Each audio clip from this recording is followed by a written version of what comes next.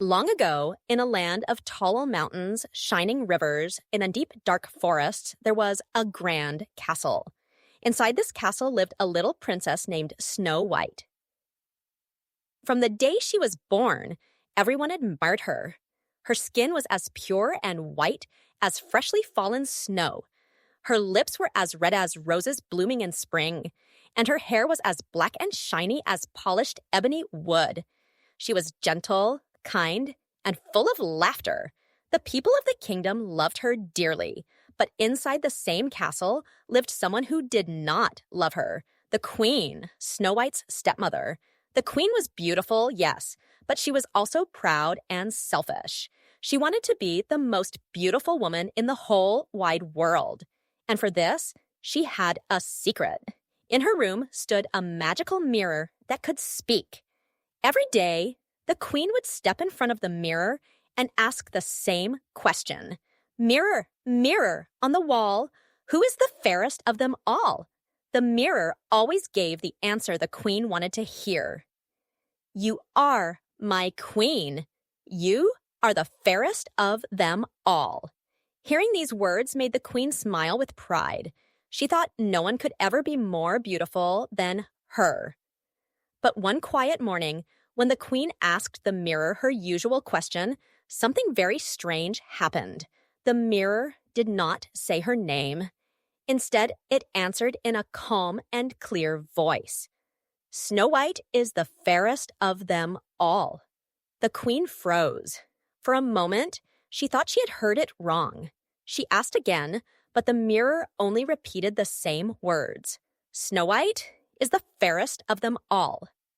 Jealousy rushed into the queen's heart like a storm. Her face turned pale, her eyes burned with anger, and her hands trembled. How dare this child take my place? She whispered to herself. The queen could not stop thinking about it. Every second of every day, the words of the mirror echoed in her ears. Snow White, Snow White, Snow White. The queen's jealousy grew darker and stronger. She did not care that Snow White was kind and gentle. She did not care that Snow White was loved by the people. All she cared about was her beauty. And so, in the cold silence of her chambers, the queen made up her mind. If Snow White was the fairest, then Snow White must be gone. Her heart was no longer filled with love or care. It was filled with a wicked plan. What would the queen do next? The queen could not sleep that night. She walked back and forth in her dark chamber, her long gown sweeping across the floor. The words of the mirror kept echoing in her head. Snow White is the fairest of them all. Snow White is the fairest of them all. At last, she stopped and whispered to herself, if Snow White is the fairest, then Snow White must not live. The queen's eyes grew cold. She rang a small golden bell, and at once a servant came rushing in. It was the royal huntsman, a strong man who often worked in the forest. The queen looked at him with sharp eyes and said in a low voice, take Snow White deep into the forest tomorrow. She loves the woods, so she will follow you. Once there, you must make sure she never comes back. The huntsman trembled. Your Majesty, he said softly, the princess is but a child. She has done no wrong. But the queen only raised her hand and shouted, silence! Do as I say, or you will pay the price. The huntsman bowed, his heart heavy with sorrow.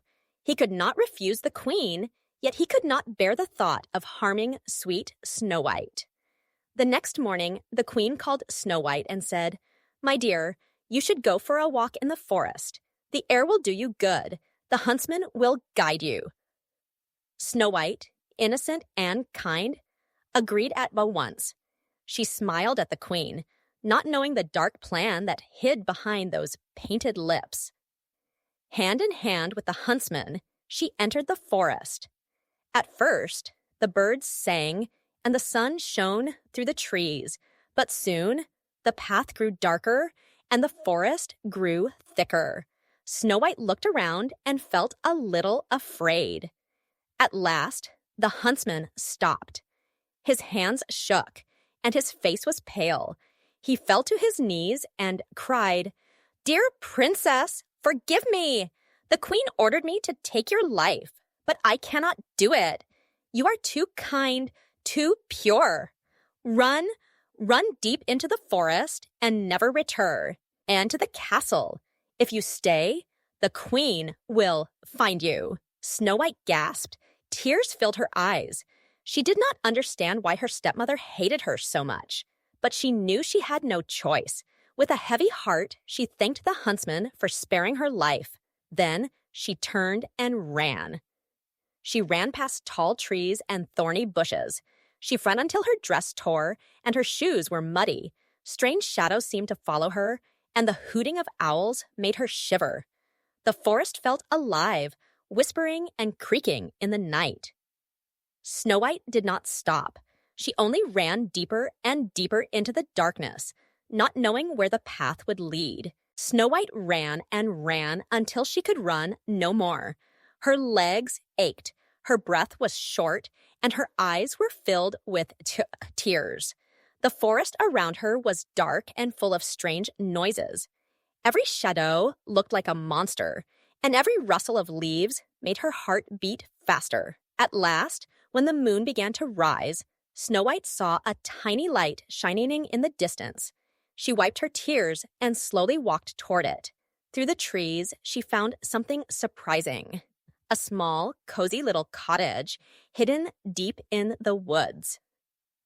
Snow White knocked gently on the door. No one answered. She pushed it open, and to her wonder, everything inside was tiny. There were 7 small chairs lined up neatly. On the table were 7 little plates and 7 cups. Against the wall stood 7 tiny beds, each with a blanket tucked in just right. Snow White gasped softly.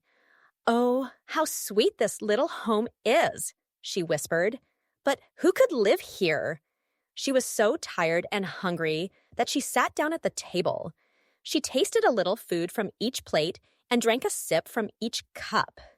Then she yawned, for her eyes were heavy with sleep.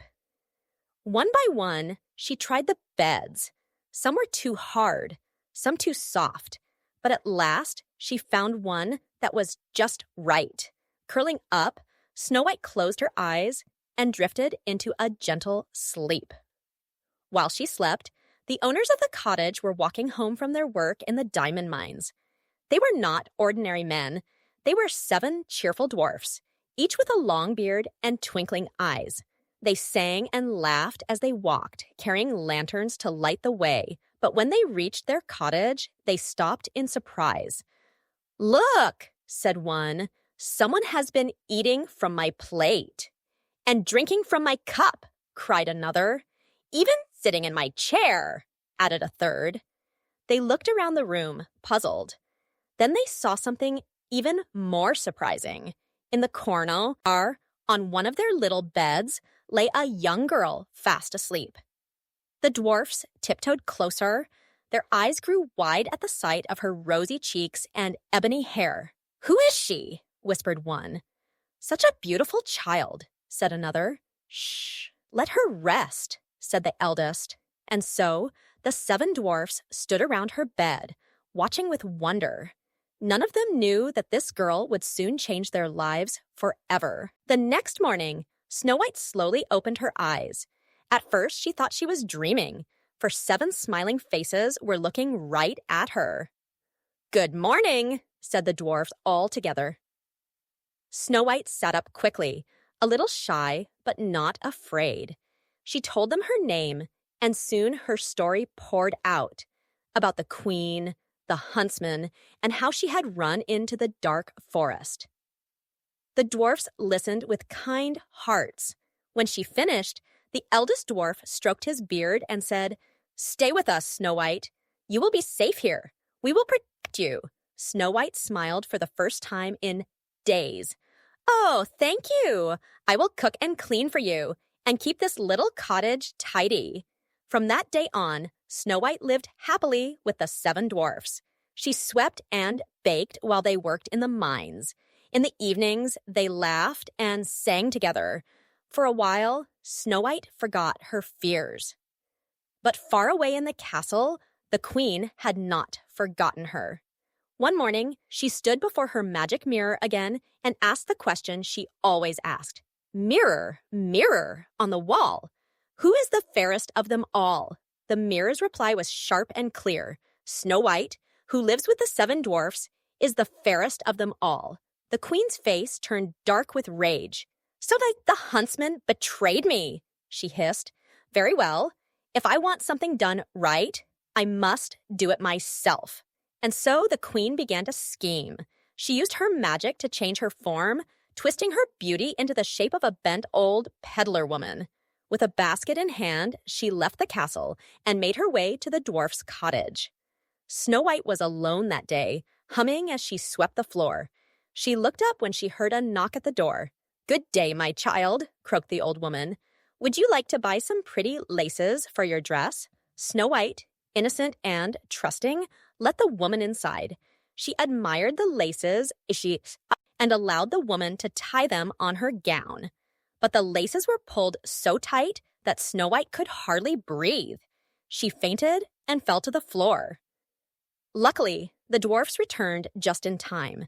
They rushed in, saw Snow White lying still, and quickly cut the laces. She gasped for air and slowly opened her eyes. The dwarfs shook their heads. "Be careful, dear Snow White," they warned. "Do not let anyone in when we are gone." Snow White promised. But the queen was not finished. The very next day, disguised again, she returned with a shiny comb. Snow White, forgetting the warning, let her in once more. The old woman pushed the comb into her hair, and at once the poison in it made Snow White collapse. Again, the dwarfs saved her, pulling the comb away just in time. But the queen's anger was like fire. She returned to her castle and prepared her final trick. This time, she dipped a red apple into deadly poison until it gleamed like a jewel. "No one can resist this," she said with a cruel smile. Dressed once more as a poor woman, she carried the apple to the cottage. When Snow White saw her, she hesitated, remembering the dwarf's warning. But the queen held out the apple and said kindly, "It is only a gift, my dear. Just one bite, and you will taste the sweetest apple in the world." Snow White looked at the red, shiny apple. She thought for a moment, then lifted it to her lips. She took one bite, and at once she fell to the floor, silent and still. The Seven Dwarfs came home that evening, singing as they always did. But when they opened the door, their song stopped. Snow White lay on the floor, the red apple still beside her hand. "Snow White!" they cried, rushing to her side. They lifted her up, but her eyes stayed closed. Her cheeks were pale, and she did not move. They tried everything, calling her name, giving her water, even shaking her gently. But nothing worked. The dwarfs realized the truth. Snow White had been tricked by the wicked queen's magic. The little men wept. They had grown to love Snow White as a sister. And now she was gone. "She was so kind to us," whispered one dwarf. "She kept our home warm and full of laughter," said another. "She will never be forgotten," said the eldest. The dwarfs could not bear to place her in the cold ground. She was too beautiful, even in her deep sleep. So instead, they built a coffin of shining glass, so her face could always be seen. They laid her gently inside and carried it into the forest. There, under the tall trees and the soft light of the stars, they placed the glass coffin on a bed of flowers. Day after day, the Seven Dwarfs stayed by her side. They sang no more cheerful songs. Their eyes were full of tears, and their hearts were heavy with sorrow. Birds came from the forest and sang sad songs above her. Deer and rabbits gathered nearby, as if they too mourned the kind princess who once smiled at them. Seasons passed, the snow melted, flowers bloomed, and leaves turned golden, but still the dwarfs kept watch.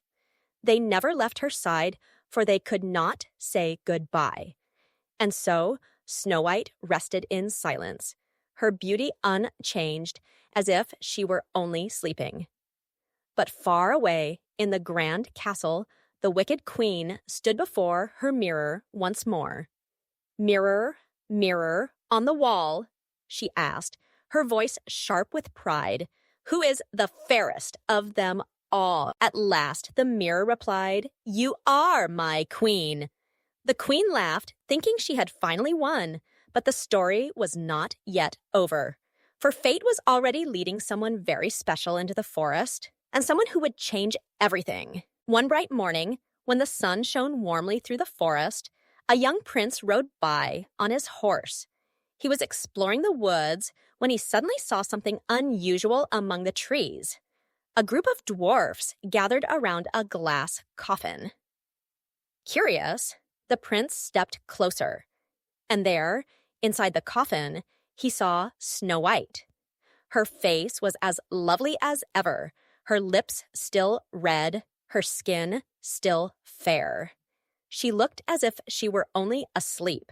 The prince's heart filled with sorrow. "Who is this beautiful girl?" he asked gently. The dwarfs told him everything about the wicked queen, the huntsman, and how Snow White had come to live with them. They spoke with heavy voices, for their hearts were still broken. The prince listened carefully, his eyes never leaving Snow White's face. At last, he said, "I have never seen such beauty, but more than that, I feel her goodness. Please, may I take her with me, so I may honor her and keep her safe?" The dwarfs looked at one another. They had guarded Snow White for so long, but they could see the prince's kindness. At last, they nodded. "Take her, noble prince, but know this, she is lost to us forever. She will never wake." The prince bowed his head and whispered softly, "Then let me treasure her always." He leaned close to Snow White and gently lifted her hand to his lips. The moment he kissed her hand, something magical happened. A spark of life shone in Snow White's cheeks. Her eyes fluttered, her lips parted, and she took a deep, sweet breath. The dwarfs gasped. The prince stepped back in surprise, and then, slowly, Snow White opened her eyes. She looked around, confused, then smiled when she saw the dwarfs. At last, her eyes fell on the prince. You saved me," she whispered. The dwarfs cheered with joy, dancing and clapping. Their sadness was gone, replaced with laughter and happy tears. Birds sang high above, and the forest seemed alive with music once more. Snow White stood, her hand still in the prince's. She was free. The wicked queen's spell was broken. The forest rang with joy as Snow White stood alive once more. The dwarfs danced in a circle, their laughter echoing through the trees. Birds fluttered above, singing sweet songs, and even the flowers seemed to bloom brighter than before. Snow White held the prince's hand and smiled at her dear friends. "Thank you," she said softly, "for protecting me, for loving me, and for never leaving my side. I will never forget your kindness." The dwarfs, though sad to see her go, nodded bravely. "You belong in the world beyond the forest, dear Snow White. Go, live your life, be happy." The prince bowed to the dwarfs and promised, "I will keep her safe. I will guard her with all my heart." And so, with joy and tears mixed together, Snow White climbed onto the prince's horse. She looked back one last time at the little cottage, the tiny beds, and the 7 smiling faces. "Goodbye, my friends," she called. "We will meet again." Together, Snow White and the prince rode away, leaving behind the dark shadows of the past. The kingdom welcomed her with open arms, and soon the castle was filled with light, laughter, and song once more. As for the wicked queen, she asked her mirror again one day, "Mirror, mirror on the wall, who is the fairest of them all?" But the mirror no longer answered her. It stayed silent, for her beauty was gone, swallowed by her jealousy. And so the queen faded from the story, forgotten and alone.